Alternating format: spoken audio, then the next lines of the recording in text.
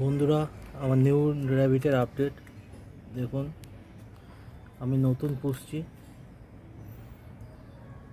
আমার কাছে 3টে র্যাবিট আছে, তার মধ্যে 2টো মেল, একটা ফিমেল।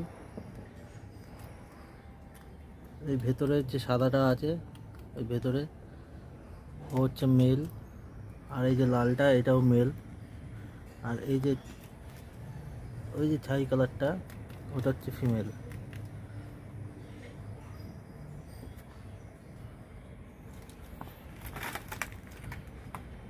এখন ওরা খুব সুন্দর কলমি শাক খাচ্ছে দেখুন।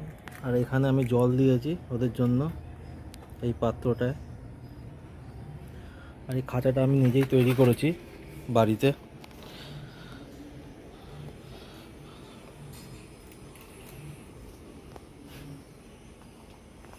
এখানে ওদের জন্য লাইট আছে দেওয়া।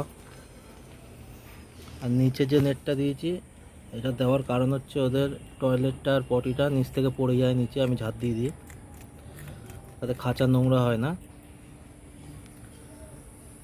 আপনারা এরমভাবেই করতে পারবেন খাঁচাটাকে, তাতে র্যাবিটও সুস্থ থাকবে।